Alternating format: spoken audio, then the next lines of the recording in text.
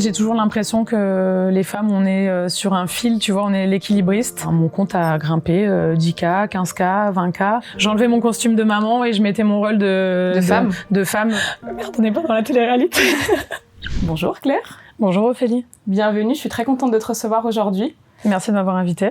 On va du coup discuter aujourd'hui ensemble. J'aimerais rentrer un peu plus dans ta vie. Aujourd'hui, je pense qu'il y a pas mal de personnes qui te connaissent déjà. En tout cas, nous dans le Sud, moi je te connais depuis un moment, je te suis sur les réseaux sociaux depuis un petit moment. C'est vrai. Et oui. Je te suivais, tu avais déjà tes 2 filles, mais tu avais pas ton petit garçon encore. On a déjà travaillé ensemble, mais c'est vrai que ce côté de toi, de savoir comment tu as géré ta maternité et ta carrière, c'est quelque chose que je ne connais pas. Tu as partagé un petit peu sur les réseaux, mais pas énormément. Donc ça m'intéresse de savoir quel a été ton parcours, comment est-ce qu'aujourd'hui tu gères du coup tes 3 enfants et ta carrière.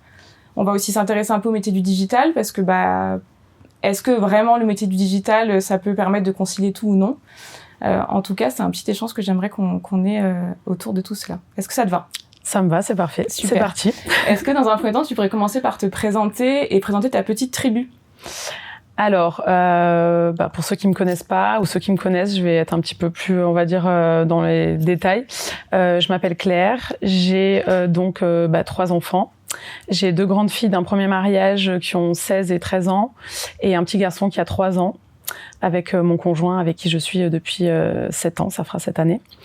Je suis sur les réseaux depuis le début d'Instagram en fait, depuis que l'application existe, donc ça fait plus de 12 ans. Je suis un peu un dinosaure en fait sur les réseaux. Mon compte, il est un petit peu lifestyle, je parle de tout, que ce soit la mode, les recettes. J'aime bien faire des recettes, partager mes looks, des bons plans, des voyages. Je parle pas beaucoup de la maternité et de la parentalité en général parce que c'est pas la direction que je voulais prendre de mon compte. Je trouve que c'est déjà assez complexe d'être maman et on a toujours tendance à se comparer déjà sur les réseaux. Donc en plus ce sujet-là est très touchy. Donc j'ai jamais parlé vraiment en profondeur de ça. Voilà, donc je suis ce qu'on appelle influenceuse, même si j'aime pas ce terme. Je suis créatrice de contenu. Ça fait 12 ans que je fais ça. Ça a été pendant quelques années mon activité principale, mais là j'ai bossé dans diverses sociétés. Par exemple, j'ai bossé au musée sonographique à Monaco. J'étais au service de communication. C'était avant le Covid. Oui, je m'en rappelle. C'était génial. Ça a été une super expérience, mais bon, malheureusement, le Covid a fait que et puis j'ai rebondi, j'ai continué à faire de l'influence. J'ai donné aussi des ateliers dans des écoles de commerce où on s'est croisés il y a pas longtemps. Donc je fais pas que de l'influence. C'est vrai que c'est la partie un petit peu émergée de l'iceberg, mais il y a tout ce qu'il y a en dessous qu'on voit pas forcément. Et les gens ont toujours tendance à voir juste la finalité, les posts et les photos et les beaux endroits et etc. Mais il y a tout un travail en dessous aussi. Voilà. Du coup, là, tu es complètement indépendante ou est-ce que tu as encore un statut de salarié quelque part ou tu es complètement en freelance ? Non, je suis en freelance depuis 2016. Ah oui, donc ça fait un petit moment quand même. Et toi, quand tu étais petite, est-ce que tu savais déjà ce que tu voulais faire ? Alors moi, quand j'étais petite, c'est pas très original. J'adorais les animaux, j'adore toujours les animaux. Je voulais être vétérinaire. Très bien. Je voulais soigner. Je pense qu'il y a beaucoup de petites filles et de petits garçons. On n'y est pas du tout. Non, je suis pas du tout vétérinaire. J'aime toujours autant les animaux, mais je ne suis pas vétérinaire. Et dans ta famille, ta maman, tes tantes, les amis de ta maman, en tout cas les modèles féminins que tu avais autour de toi, c'était plutôt des femmes qui travaillaient, des femmes qui étaient au foyer. Donc, qu'est-ce que tu as eu comme modèle de ce côté-là ? Alors, comme modèle, moi, toutes les femmes de mon entourage qui ont des enfants travaillaient. C'est vrai que je prenais pas forcément conscience de ça quand j'étais enfant parce que forcément c'est pas nos problématiques quand on est enfant. Mais je me suis rendu compte en devenant maman déjà. Que par exemple ma mère bossait comme une dingue et elle nous avait et en fait c'est ma grand-mère qui prenait souvent le relais qui s'occupait de nous par exemple le mercredi et puis pendant les vacances aussi. Donc elle a toujours bossé et elle bossait, voilà. Et ça, tu t'en es rendu compte du coup en devenant maman ou t'en avais déjà conscience quand t'étais jeune ?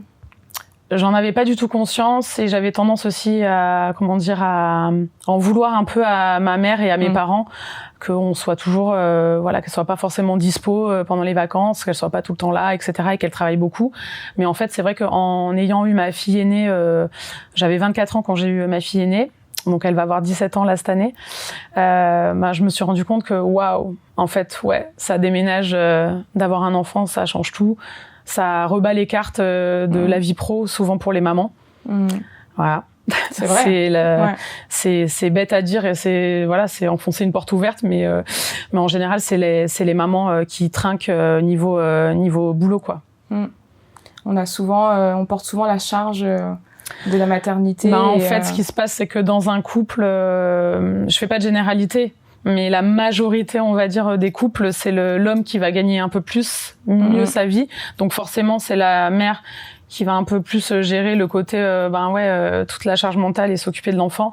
Et du coup, qui va mettre un peu, entre parenthèses, sa carrière, si on peut appeler ça des carrières. C'est un gros mot, carrière. En tout cas, on a peut-être un peu plus un choix à faire à un moment donné. On a des choix à faire, on a des questions qui se posent et on a beaucoup de pression sur les épaules de part de la société, l'entourage, la famille, etc. Après, c'est un long travail. C'est un long travail. Qui n'est peut-être jamais terminé. Non, qui n'est peut-être jamais fini, non. Et au fur et à mesure qu'on a des enfants, ça rebat les cartes. Exactement, ouais. Et ta vision de la maternité, tu savais que tu voulais des enfants, t'avais pas de prérequis là-dessus, ou tu savais que tu voulais des enfants?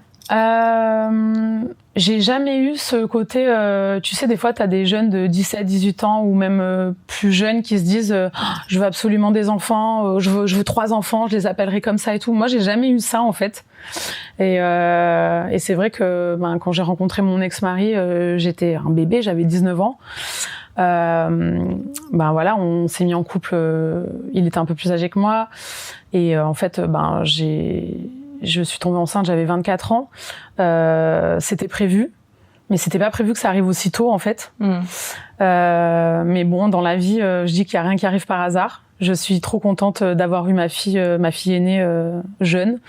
Je trouve que c'est génial, en fait, d'être une maman jeune. Ça permet de rester dans le coup et de rester, on va dire, dans toute la mouvance et le mood de la jeunesse. Je trouve que c'est génial. Et puis elle est contente. Je pense que mes 2 filles sont contentes d'avoir une maman jeune. Ouais. Du coup, 24 ans, tu en étais où? Qu'est-ce que tu as fait comme études? Parce que donc j'ai bien compris que tu n'étais pas vétérinaire. On a tous compris. Comment est-ce que tu as fait quoi comme études et tu as commencé par quoi dans la vie active? Alors, moi j'ai un bac L. Ça n'existe plus, je crois. C'est un bac littéraire. Ouais. Et ensuite, j'ai fait une école de commerce. J'ai un BTS de management de l'entreprise. Et je me suis arrêtée à ça. D'accord. Et du coup, tu as travaillé tout de suite après? J'ai bossé tout de suite. J'étais dans la déco d'intérieur, en fait. Je faisais beaucoup de visual merchandising dans la déco d'intérieur. Et j'adorais ça. Après, niveau horaire, c'était clairement incompatible avec la vie de famille et la vision que j'avais en fait de s'occuper de ses enfants en fait. Je rentrais le soir, des fois j'avais ma fille qui dormait déjà, donc en fait j'ai complètement arrêté en fait quand j'ai eu ma fille aînée et je suis restée 1 an en congé parental, peut-être un peu plus d'1 an. Du coup, qu'on comprenne bien, tu as eu tes études, tu travaillais du coup en visuel merch et décoration d'intérieur, c'est ça, hein? Ouais. Donc, tu as eu ta première petite, tu as repris le travail tout de suite après le congé maternité dans un premier temps? Non, pas du tout. Comme je te disais, j'ai prolongé mon congé maternité, tu sais, en congé parental. En congé parental, ouais. Et du coup, pendant, je pense, 1 an et demi, je me suis occupée d'elle avant qu'elle rentre à la crèche et ensuite à l'école. Donc là, tu avais 24 ans? Ouais.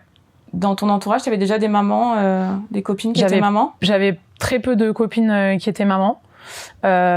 Du coup, ça a été un tsunami l'arrivée de ma fille aînée parce que j'avais une vision, je pense, un peu de bisounours de la maternité. C'est-à-dire? C'est-à-dire tout le côté qu'on voit. Bon, à l'époque, les réseaux n'étaient pas aussi développés, mais je te parle des magazines, de la télé, des films, des séries. Et en fait, j'avais cette vision, c'est génial d'avoir un bébé, voilà, t'as ton bébé, tu t'en occupes, tu fais ta vie. Alors que pas du tout, c'est la fatigue, les nuits. On sait quand on devient maman, mais bon, il y a tu sais, t'as toujours les gens qui te disent ouais, profite de dormir, profite de te reposer, profite de faire des trucs que pour toi. Parce qu'après, genre, en gros, c'est fini. Mais non, pas du tout, c'est pas fini. Bon, ça, après, c'est un autre débat. C'est un autre sujet. Enfin, c'est pas un autre sujet, c'est la suite de ce qui se passe, toi, quand tu fais ton travail dans ta maternité et que t'avances aussi dans le temps et que ton enfant, il grandit. Mais c'est vrai que quand ma fille aînée est arrivée, ouais, ça a été un gros waouh, une grosse claque. Moi, j'étais hyper heureuse, mais j'étais hyper fatiguée, bouleversée. Je me disais comment je vais y arriver. Enfin, est-ce que je vais réussir à concilier de retravailler, enfin, ouais, ça a été dur. Tes copines, elles ont compris ton choix? Après, j'ai envie de te dire, les copines, entre guillemets, les avis, on s'en fout un peu. Les amis, ils sont toujours là, quoi qu'il arrive, hein, que quand tu traverses des choses faciles et pas faciles. Je pense que j'ai quand même fait une petite dépression postpartum. C'est vrai que c'est à la mode de dire ça, mais mais c'est une réalité, hein. Ouais.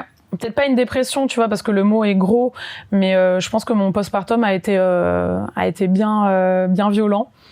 Après, ça n'enlève pas le fait que j'étais heureuse et que j'étais contente d'avoir ma fille, tu vois, et que, enfin, je donne tout pour elle et j'aurais tout donné pour elle, mais ouais, ça a été très dur niveau fatigue et niveau charge mentale. Du coup, une arrivée un peu fracassante de cette première petite fille, en tout cas qui t'a bouleversée. Ouais, l'entrée dans la maternité, je compare toujours ça à un tsunami, mais c'est un peu ça en fait. Je me suis pris la vague et après, j'ai rebondi. Comment est-ce que t'as fait pour te sentir mieux, pour passer du coup cette période un peu compliquée? Parce que je pense qu'il y a peut-être des personnes qui vont nous écouter qui sont en plein dedans, ou peut-être qui n'ont pas l'impression, parce que je trouve que souvent la maternité, quand elle rebat un peu les cartes et on se dit mais non, tout va bien, ça va très bien, et c'est souvent après coup qu'on se rend compte qu'en fait on était un peu déprimé et que finalement on voyait pas les choses vraiment du bon œil. Mais c'est souvent après coup, quand on fait un bilan ou quand on avance ou quand on découvre d'autres choses, qu'on se rend compte que finalement on était un peu déprimé. Est-ce que toi, avec le recul, tu sais ce qui t'a fait passer cette période? Alors déjà, j'ai beaucoup lu. Okay. J'ai lu, je pense, tous les ouvrages qui existent sur la maternité, notamment Laurence Pernoud, qu'on citera pas parce que ça fait, je sais pas, ça doit faire 30 ou 40 ans que, si je dis pas de bêtises. Mais il est réactualisé. Ouais, il est réactualisé tous les ans et voilà. Donc ça a été ma bible, clairement. Genre enceinte et après, pour ma première. Et après, bien s'entourer, c'est bête à dire, mais pour n'importe quelle situation, en fait, que ce soit la maternité ou autre, les amis, la famille. J'avais la chance d'avoir encore mes parents et ma maman, notamment, à cette période-là. Donc, elle a été d'un grand secours et d'une grande aide. Et en fait, je lisais il y a pas longtemps que c'est vrai que les femmes, actuellement, de nos jours, c'est triste à dire, mais dans la maternité, elles se sentent souvent seules.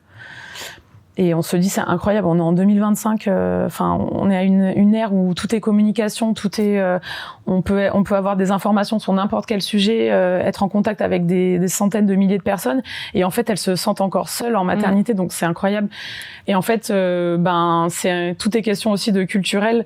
Tu vois, par exemple, dans des pays comme l'Afrique, ou d'autres pays, je prends cet exemple. Mais en fait, quand il y a un bébé qui arrive, c'est, comme on dit la citation, il y a un village autour, tu vois, qui se crée. C'est un village qui l'accueille. Ouais.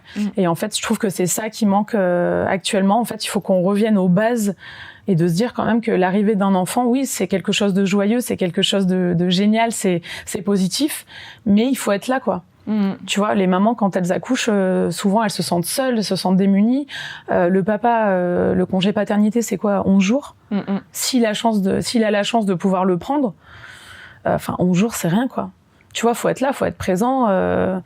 La maman, tu vois, elle a pas besoin d'un énième doudou ou d'un énième body. Elle a besoin d'heures de ménage, elle a besoin qu'on lui amène des petits plats préparés, elle a besoin de... Très bon type sur les cadeaux de naissance, d'ailleurs. Qu'on garde son enfant 1 heure pour qu'elle aille, je sais pas, n'importe quoi, d'aller chez le coiffeur. Tu vois, moi, je trouve que c'est hyper important et c'est peut-être le message aussi que je veux passer, c'est, si vous avez dans votre entourage des mamans, des jeunes mamans ou des femmes enceintes, offrez ça, quoi. Offrez des heures de ménage, offrez des heures de babysitting, offrez du temps, en fait. Ouais, du temps et du service. Surtout que des fois, on est tellement bouleversé qu'on n'arrive plus à prendre on n'a plus conscience qu'on a envie de prendre du temps pour soi ou que ça nous ferait du bien, parce qu'on est obsédé aussi en général par notre bébé et par cette nouvelle maternité, parce que Et puis parce qu'il faut qu'on trouve un peu les clés quand c'est le premier, donc on n'ose pas trop le laisser, mais finalement qu'on nous offre ce genre de choses, ça nous force un peu à le faire et ça nous permet a fortiori de prendre un peu de temps pour nous. C'est ça. En fait, tu sais, c'est rare quand une femme elle se dit je vais me faire masser aujourd'hui, j'ai pris rendez-vous et je vais y aller. Non, en général c'est quelque chose qu'on t'offre, tu vois. Et c'est vrai que la maternité, forcément, t'es focus sur le bébé. Tout le monde est focus sur le bébé. Et en général, la maman, on la délaisse un peu. Elle est un peu délaissée. C'est pas voulu, tu vois, mais c'est la force des choses qui fait que on se focus sur le bébé. Alors que c'est hyper important et c'est tout aussi important. C'est les deux. Si la maman va bien, forcément le bébé va bien aller. C'est un tout, quoi. C'est un duo. Du coup, à 24 ans, tu as cette petite fille, tu prends ce congé parental pendant 1 an et demi. Elle n'est pas en collectivité, du coup, elle reste avec toi? Elle reste avec moi pendant 1 an et demi. Je m'occupe à 100% d'elle et de la maison. Oui, aussi, gros travail. Est-ce qu'à ce moment-là, tu avais l'impression de faire un sacrifice quand tu t'es dit, ou est-ce que c'était pour toi inné? Est-ce que tu as eu peur de faire ce sacrifice? Est-ce que tu as eu peur de l'après, professionnellement ou pas? Je voudrais savoir, parce que moi, je les ai eu un peu plus tard. Donc, et les personnes que je rencontre jusque-là, en général, les ont un peu plus tard. Je me demande si, est-ce que plus on les a jeunes, moins on a peur de l'après professionnel?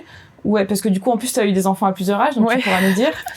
Ou est-ce qu'en fait, déjà, à cet âge-là, tu avais cette peur de me dire, mais comment je vais retourner dans la vie active? Est-ce que je vais perdre des années de carrière? Je pense que la réponse dépend de pas mal de choses. Dépend de, déjà, ton caractère à toi. Dépend de la situation dans laquelle t'étais au niveau boulot et dépend aussi de ton conjoint. Parce qu'on va pas se mentir, pour moi ça a été naturel en fait. Si tu veux, ça a été d'un commun accord avec le papa. On pouvait se le permettre. Parce que c'est clair qu'actuellement, avec ce que t'offre la CAF, si t'es en congé parental, c'est une insulte à ton salaire que t'as normalement en travaillant. C'est un vrai sujet. Après, il y a aussi beaucoup de gens qui n'ont pas le choix parce que financièrement, ils peuvent pas. C'est un vrai sujet. Quand tu te dis que le congé le congé maternité, normalement, t'es censé reprendre le travail aux 2 mois et demi de l'enfant. Pour moi, c'est un déchirement du cœur et pour beaucoup de mamans, je pense. Mais comme tu dis, t'as des femmes qui n'ont pas le choix et qui sont obligées de repartir travailler et de laisser leur enfant à la crèche ou à une nounou ou aux grands-parents aux 2 mois et demi de l'enfant. Mais c'est une aberration pour moi. C'est le système qu'il faut changer, clairement. Mais en tout cas, t'avais pas peur de l'après. J'avais pas peur de l'après parce que j'avais cette sécurité de me dire que j'ai mon conjoint qui gère... qui lui va travailler et gère le côté financier et de me dire que après je vais rebondir et puis on verra plus tard en fait. On verra. Ouais. Oui, je pense que du coup cette jeunesse se dit de toute façon je suis encore jeune, je pourrais reprendre. Ouais, ça me faisait pas peur et puis on en parlera peut-être après. C'est que le fait d'avoir un enfant, ça a aussi changé beaucoup de choses moi dans ma perspective du travail en fait. Alors, quand est-ce que tu retournes travailler après cette première petite fille? Je retourne travailler, elle a 1 an et demi, elle rentre à la crèche. Du coup, je retourne travailler dans mon ancien boulot dans la déco. Ça se passe pas très très bien. C'est marrant parce que, je te coupe, excuse-moi, mais du coup, j'ai interviewé plusieurs personnes et souvent le retour de congé maternité, ça a été un peu l'élément déclencheur. Alors, je pense que nous, on n'est peut-être pas dans le même mood aussi quand on revient. Moi, pour mon premier, j'ai repris à 2 mois et demi. Et je pense qu'effectivement, on n'est pas dans le même mood après une maternité. Mais je crois qu'il y a encore un vrai sujet dans les entreprises françaises à dire que le congé maternité, c'est mal vu et que quelqu'un qui est en congé maternité, c'est pas bon. Et le retour est souvent très difficile. Moi, ça se passait déjà pas bien avant. Ah, bon. Ensuite, je me suis mariée, je suis tombée enceinte. Et le retour après les 1 an et demi de congé parental, ça a été très compliqué. Mais bon, je sais pas si c'est le fait de la maternité qui a accentué le truc, c'est parce que déjà à la base ça allait pas bien, donc tu vois, je me suis dit. Mais de toute façon, je voulais partir. Du coup, je suis partie et j'ai trouvé un job clairement, on va dire pas alimentaire parce que ça me plaisait quand même un peu. J'ai bossé dans les bureaux avec des horaires. Clairement plus adaptés pour pouvoir aller récupérer ma fille à la fin de la journée. Voilà. Donc j'ai fait ça pendant quelques années, ça s'est plutôt bien passé. Je m'épanouissais pas forcément à 100% niveau boulot, mais bon, voilà. En fait, ça a été ton premier choix à faire. C'est que tu savais que tu t'épanouissais moins au point de vue pro, mais par contre, tu avais un équilibre pour ta vie personnelle et pour ta fille et ta maison. Ouais, c'est ça. En fait, j'ai toujours l'impression que les femmes, on est sur un fil, tu vois, on est l'équilibriste. Et en fait, on jongle en même temps entre vie perso, vie pro, vie de femme, épouse. Et en fait, on doit gérer tout ça. Et c'est vrai que c'est un gros bazar à gérer. C'est pas forcément toujours évident. Ta seconde fille est arrivée combien de temps après ? Alors, ma seconde fille est arrivée, j'avais 27 ans. 3 ans après, ouais. Ouais, 27 ans, 28 ans, ouais. Et là, du coup, ça a été, comment dire, en fait, si tu veux, ça a enfoncé le clou du fait que, ouais, je voulais du temps pour mes enfants et je voulais pas perdre de temps, en fait, parce que, comme je lisais beaucoup, tu vois, et je me suis renseignée, forcément, c'était ma deuxième, donc ça a été complètement différent parce que j'étais beaucoup plus sereine. Oui. Je savais ce qui m'attendait. Et du coup, je me dis, oui, la petite enfance, elle passe très, très vite. J'ai pas envie de passer à côté d'une seconde de tout ça, quoi. Donc, du coup, t'as ta première fille, tu prends ton congé parental, tu reprends un nouveau job dans lequel est plus alimentaire et plus administratif, pour lequel t'as des horaires plus conciliables avec ta vie de maman.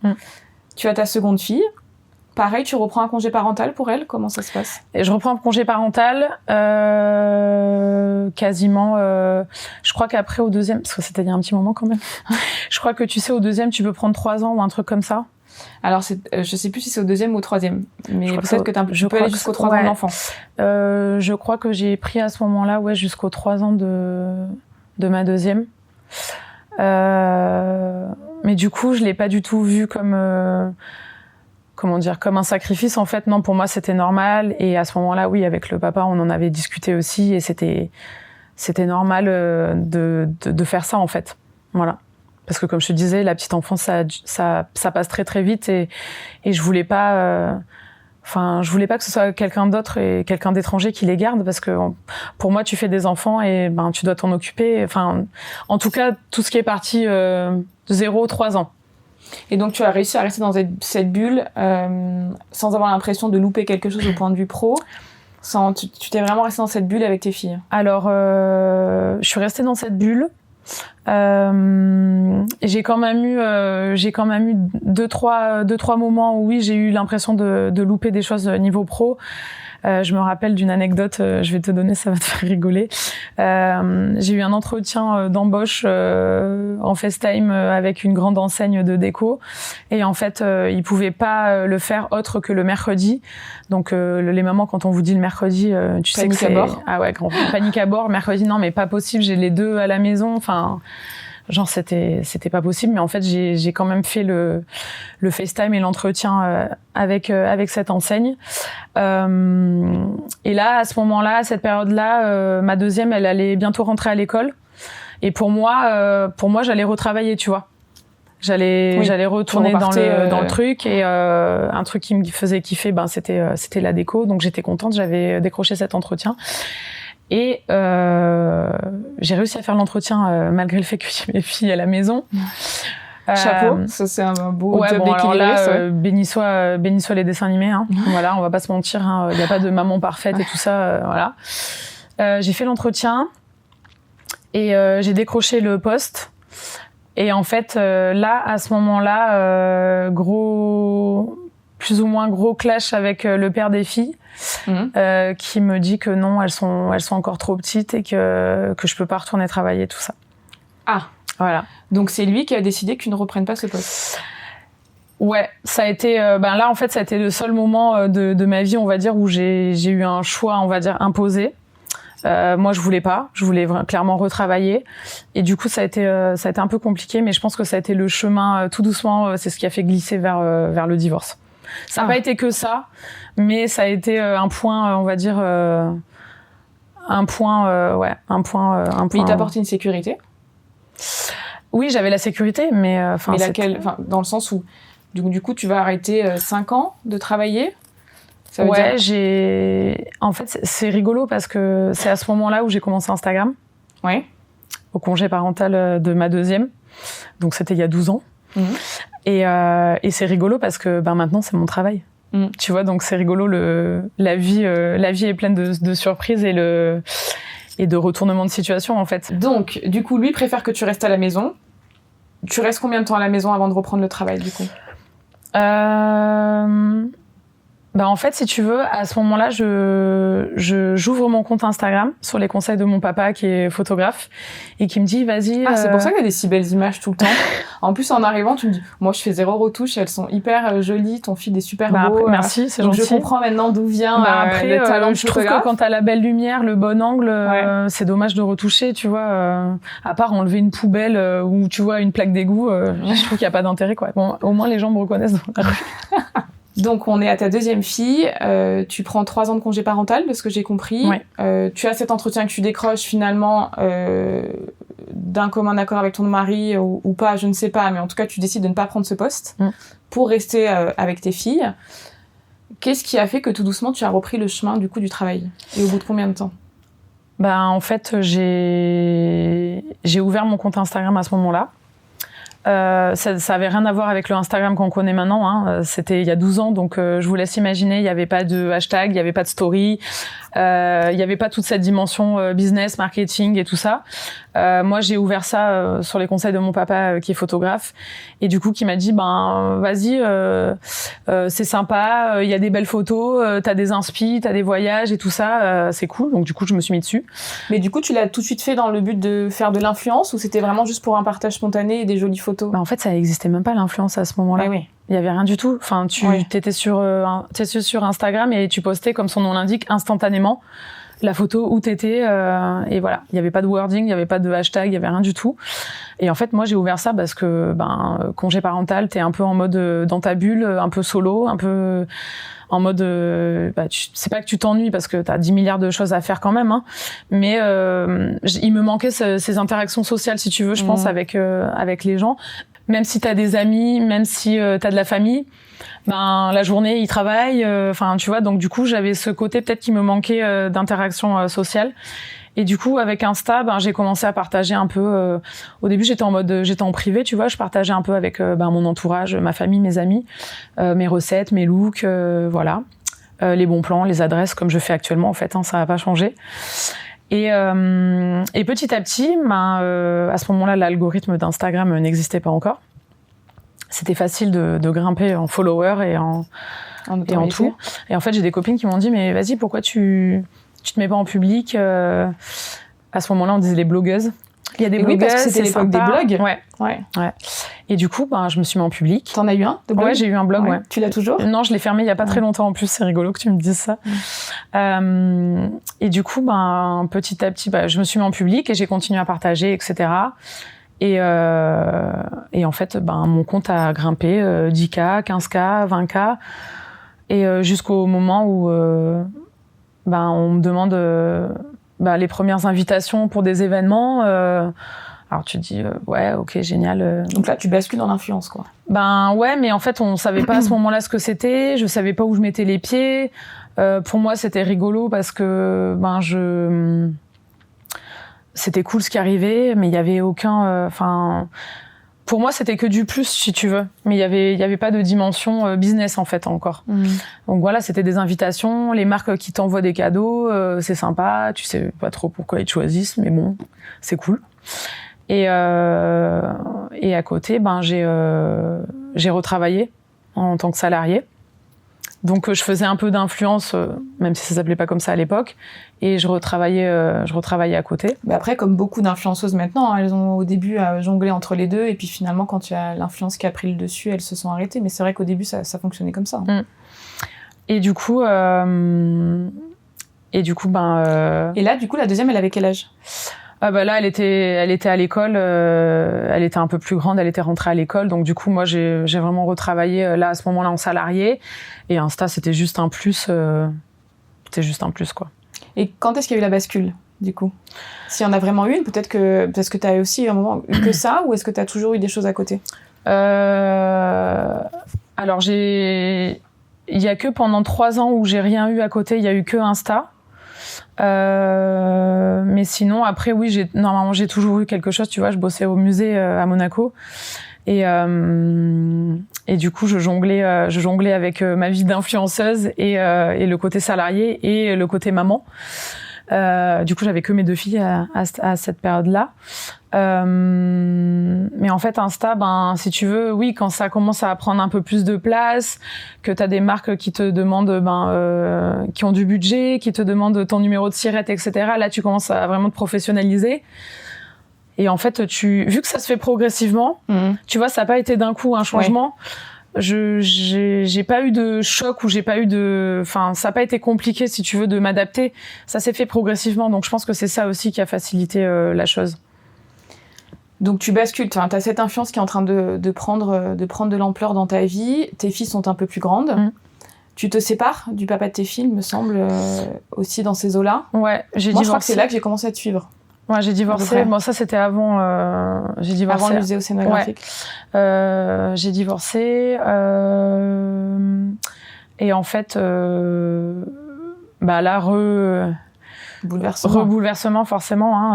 Tsunami aussi. On va ressortir ce terme. Parce que du coup, tu passes de maman à 100%, à plein temps, à maman. Alors, je sais pas si vous aviez une garde qui a été mise dès le début. On était en garde alternée. Et moi, en fait, juste avant, pour la petite anecdote, juste avant de divorcer, je reprends mes études. Ah, tu nous avais pas dit ça. Ouais. D'accord, qu'est-ce que tu fais ? Parce que celles qui me suivent depuis longtemps, elles le savent. Ouais. J'en ai pas trop parlé. C'était pas dans la nutrition ? Ouais. Ah, si, je savais. En fait, je reprends mes études avec le CNED pour devenir diététicienne. Ok, ouais, je m'en rappelle. Donc du coup, je fais tout le cursus, c'est en 2 ans, c'est un bac plus 2. Et je fais avec le CNED.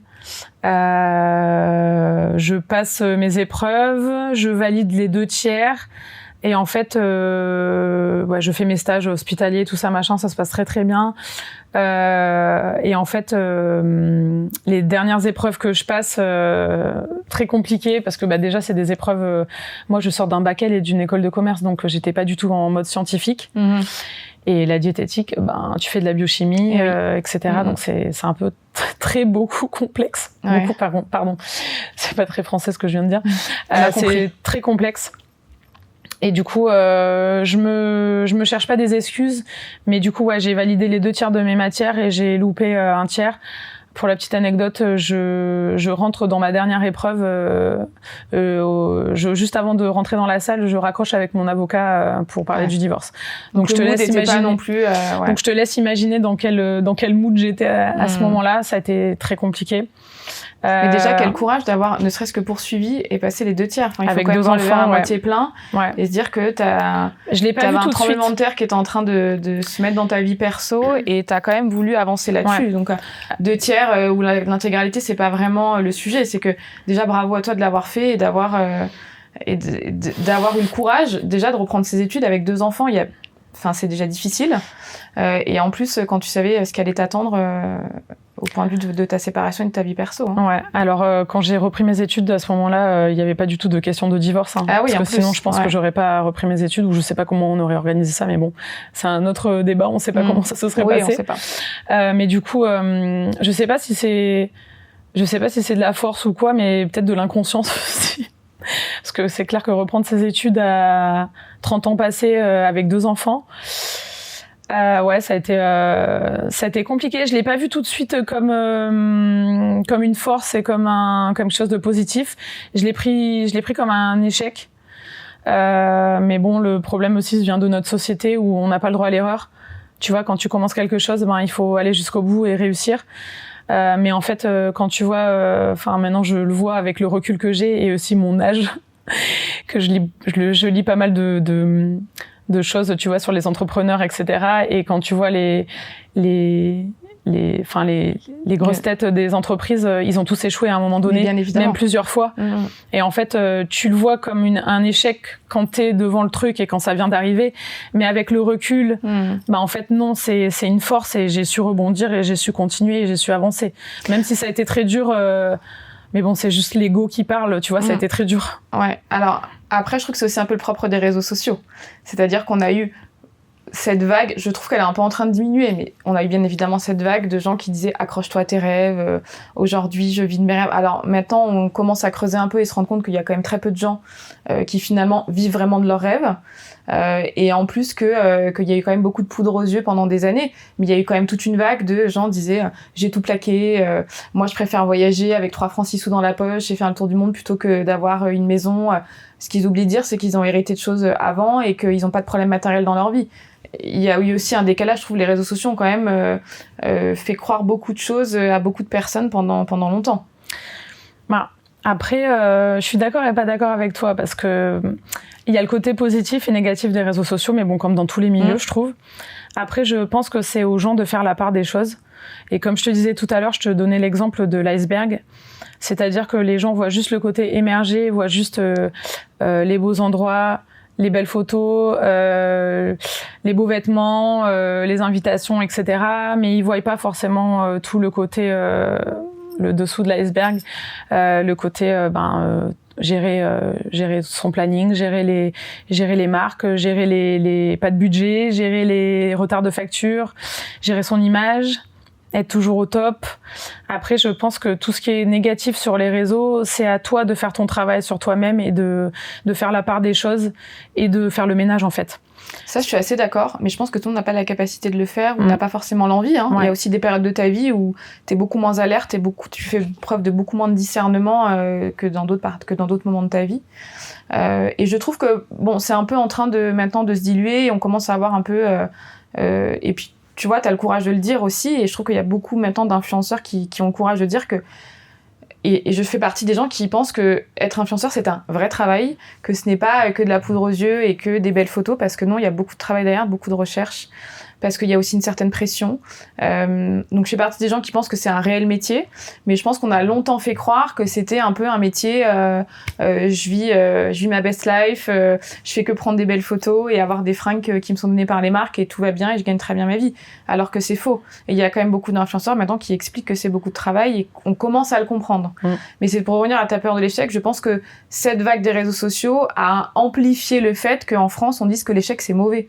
Non, il y a plein de cultures dans lesquelles l'échec, c'est très bon, ça te permet de rebondir et on avance. Ce qui est mauvais, c'est quand on fait un échec et qu'on n'arrive pas à rebondir. Là, c'est dur.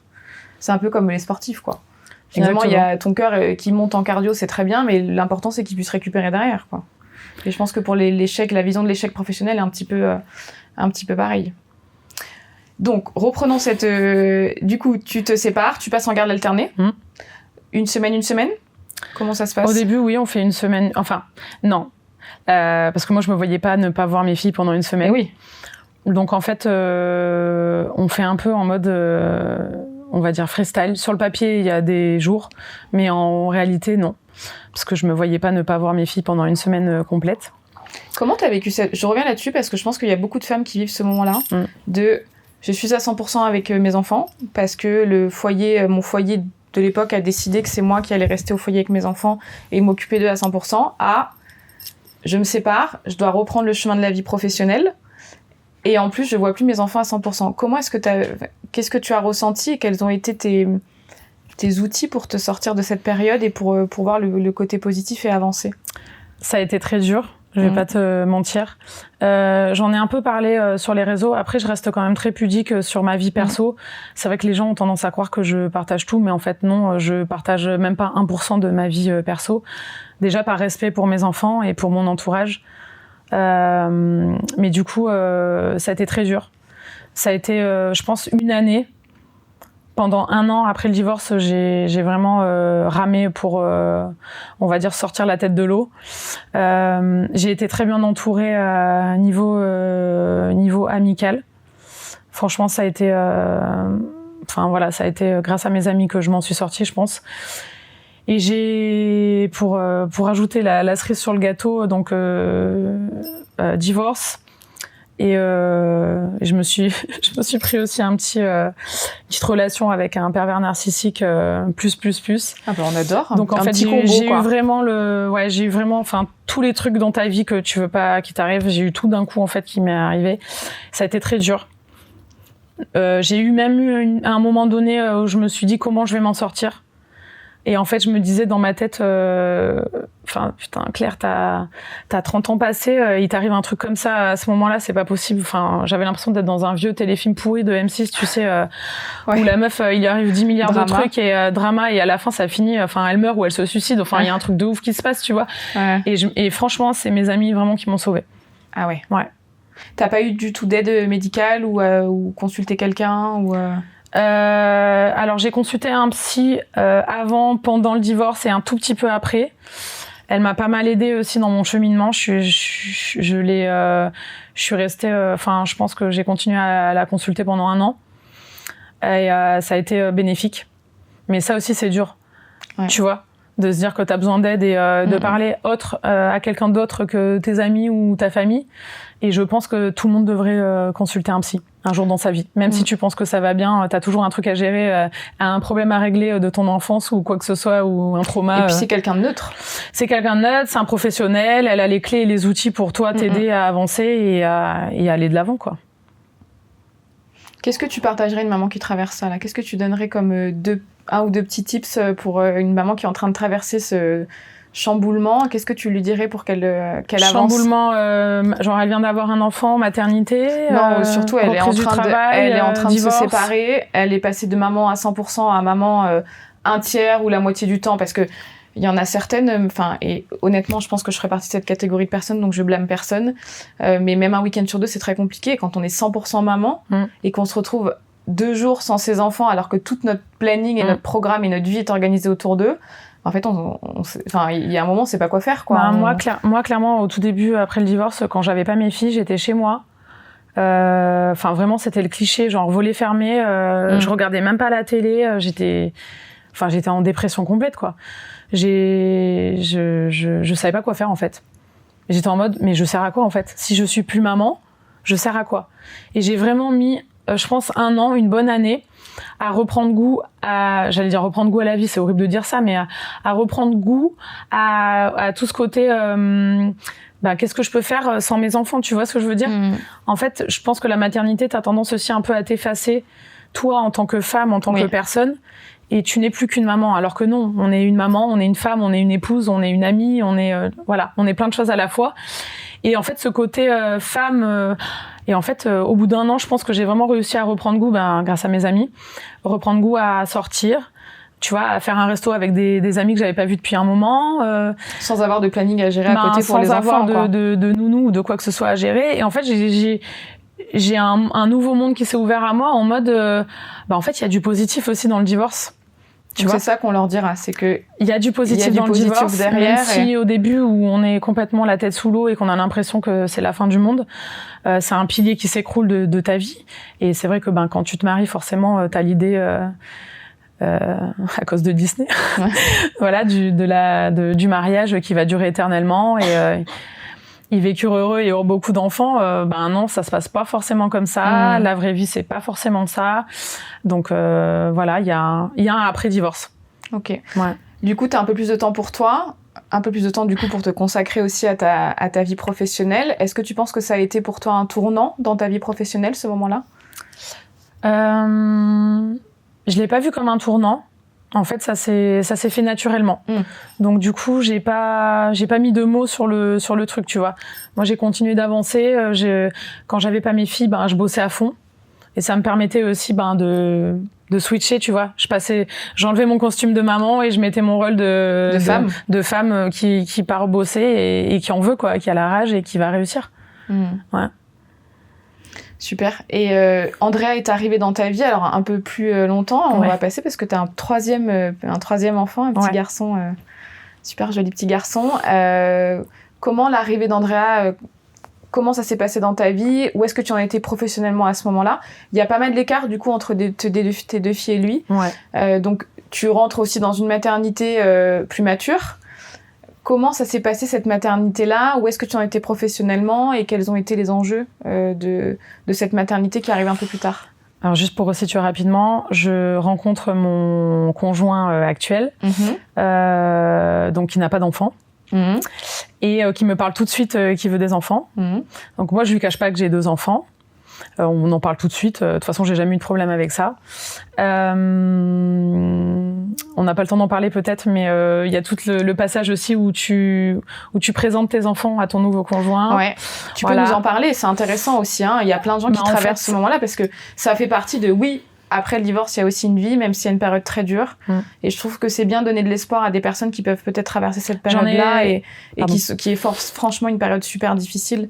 Et je trouve que ça fait du bien de voir qu'il y a un après et concrètement qu'il y a un après. Alors clairement, moi j'étais pas du tout, quand j'ai rencontré mon conjoint actuel, j'étais pas du tout en mode je vais refaire ma vie, je vais rencontrer quelqu'un et tout. Moi c'était pas ça. Moi mon objectif c'était mes enfants, mes 2 filles, et être épanouie niveau pro et perso. Mais les hommes, c'était clairement tu viens dans ma vie, faut que faut que tu m'amènes un truc positif de ouf parce que sinon j'ai pas besoin de toi quoi. Voilà. Et oui, parce que t'as un stade, t'as des enfants, donc t'es plus à la recherche d'un père finalement, parce que c'est terrible à dire, mais t'as quand même une case qui est cochée dans ton besoin de maternité si t'en as envie. Tu commences à t'éclater un peu plus au point de vue pro, tu retrouves un équilibre sans tes enfants qui a été un peu difficile à trouver. Donc je peux comprendre que tu te dis celui qui vient, faut vraiment que ce soit que du plus parce que sinon je vais pas concilier quoi. Ouais, donc du coup je rencontre mon conjoint actuel qui n'a pas d'enfant. Moi, dans ma tête, c'était rigolo parce que je m'étais mis un timing genre de 6 mois. Je m'étais dit, je me donne 6 mois pour présenter mes enfants. Si vraiment le mec en vaut la peine, on attendra quand même 6 mois pour que je lui présente mes enfants, mes 2 filles. Je sais pas pourquoi je m'étais dit 6 mois. On va savoir. Et en fait, je rencontre du coup mon conjoint actuel, Ralph, et là complètement. Enfin, de toute façon, quand ça t'arrive dessus, tu sais pas ce qui t'arrive. Moi, je m'attendais à rien. Je l'ai rencontré à un anniversaire où j'étais pas censée être. Enfin bref, voilà. Ça n'a pas été le coup de foudre, mais on a appris à se connaître petit à petit et en fait, on s'est plus jamais lâché. Et au bout de 1 mois, je crois que c'était un week-end où j'avais mes filles. On se manquait trop et en fait, ça s'est fait naturellement. Et en fait, je pense que quand tout se fait naturellement, quand il n'y a pas de questions, quand tout est lisse, tout est fluide. En fait, il faut se laisser porter par la vie. Et en fait, ça faisait 1 mois qu'on était ensemble, je pense, avec Ralph. Et je me rappelle, il descendait d'un week-end à Isola et il me dit, si tu veux, je passe à la maison, on prend le goûter, on sort avec les filles, on sort prendre le goûter dehors. Et en fait, moi, j'ai dit, ok. Voilà. Et en fait, c'est comme ça qu'il a rencontré mes filles pour la première fois. Tu l'as présenté tout de suite comme ton amoureux ? Ouais, j'ai pas menti à mes filles. Ça déçoit en plus. De toute façon, elles étaient à cette période-là, elles étaient encore petites, mais elles étaient quand même grandes. Elles avaient 6-7 ans et ma grande, elle avait 10 ans. Donc elles sont en âge de comprendre. Elles sont pas bêtes. Les enfants, ils comprennent tout. Donc voilà. Et Andrea est arrivée combien de temps après ? Andrea est arrivée 4 ans après. Ouais, 3-4 ans après. Et là, au point de vue pro, t'en étais où ? Point de vue pro, je venais d'arrêter. Non, c'était. Je me trompe. Ouais, j'avais bossé au musée. Après, il y a eu le Covid. Et en fait, c'était juste après. Donc là, j'étais à 100% dans l'influence. Je faisais que l'influence. Ok. Ouais. Vous avez du coup tout de suite parlé d'un enfant parce que lui, t'as tout de suite dit qu'il en voulait. De toute façon, clairement, pour lui, il était hors de question qu'on se mette en couple s'il n'y avait pas ce truc, lui, de pouvoir se rassurer, de se dire qu'on pouvait avoir un enfant. Voilà. Donc moi, j'étais pas du tout fermée à l'idée. Simplement, je lui ai dit, tranquille, on va prendre son temps. On va prendre notre temps, pardon. J'en ai 2 déjà. Je sais ce que c'est. Je sais l'arrivée d'un enfant, ce que ça fait dans le couple, etc. On va y aller tranquille. Je suis OK pour avoir un 3e enfant avant mes 40 ans. Je me rappelle, je m'étais mis cette deadline, tu vois, je sais pas pourquoi. Enfin bref. Et voilà. Et donc, du coup, tu l'as eu à quel âge, Andrea ? J'avais 37, 38. Le timing était bon. Donc, du coup, tu l'as eu à 37 ans, Andrea. Ouais. Il était... grossesse voulue, on est d'accord, hein, un grossesse enfant voulue, complètement voulu. J'ai eu beaucoup de chance. Parce que quand je vois dans mon entourage proche ou moins proche, ou même, tu vois, sur Instagram, des personnes qui n'arrivent pas à faire d'enfants, je me suis dit... en fait, j'avais prévenu Ralph et je lui ai dit, tu sais, j'ai plus de 35 ans... voilà, contraception, machin, ça va peut-être prendre du temps, ou peut-être ça va même peut-être pas arriver, tu vois. Et en fait, au bout d'un mois, je suis tombée enceinte. Comme à chaque fois. Voilà. À chaque fois qu'on se dit, j'arrête la pilule, je vais prendre mon temps, on est bien d'accord que c'est là que ça arrive tout de suite, d'accord ? Donc, et alors, est-ce que c'est posé le sujet de savoir comment est-ce que vous alliez gérer l'arrivée de ce bébé, pour toi, au point de vue professionnel ? Et lui, il a un job où il se déplace, où il est là, comment... Alors lui, il a un boulot qui est très prenant et il bosse dans le yachting. Ah, donc il est quand même souvent en déplacement. Ouais, mais du coup, il est absent quand même pas mal de temps dans l'année. Après, je t'avoue, au niveau organisation, moi, le fait que je sois à mon compte, ben, ça a arrangé quand même tout le monde. Mais on s'est pas trop posé de questions, en fait, si tu veux. On s'est dit, ça va aller, ça va le faire, on va gérer. Enfin, c'est mon 3e, c'est comme la bicyclette, ça s'oublie pas. Enfin, voilà, quoi. Puis, j'avais pas le même âge aussi, donc ça change tout tu vois. Mais de fait, vous savez que c'était toi qui allais, du coup, rester plus avec le bébé? Ben, oui, forcément. Que tu reprendrais du temps du fait que t'avais... Alors, moi, j'aimerais bien savoir. Dis-moi. Parce qu'on se dit tous, l'influence c'est du digital. Forcément, c'est sûr que si j'ai un métier très digitalisé, je vais pouvoir m'occuper de mes enfants en même temps que je travaille. J'aimerais savoir, est-ce que c'est vrai que quand tu as un métier très digital, tu arrives complètement à gérer ton foyer en même temps que ton boulot? Alors, je pense pas que ce soit le fait que ce soit digital. Je pense que c'est le fait qu'on soit à son compte. Ouais. Alors c'est une fausse croyance, fausse bonne idée, je pense, parce que justement quand t'es à ton compte, c'est ton business, c'est ton premier bébé, ton business un peu, donc tu dois être là, tu prends du temps, tu travailles, tu comptes pas tes heures, et du coup je pense que c'est une fausse croyance de se dire qu'on va pouvoir avoir plus de temps. Non, on arrive à se dégager peut-être des plages horaires différentes que des gens qui sont dans le salariat. Par exemple, typiquement. Je vais chercher très régulièrement mes enfants à l'école, enfin mes 2 grandes, lycée et collège, alors que je sais très bien que si t'es dans le salariat et que t'as un poste où que tu finis à 18h, c'est pas possible. Les sorties d'école, en général, c'est les grands-parents ou c'est la nounou, ou tu vois.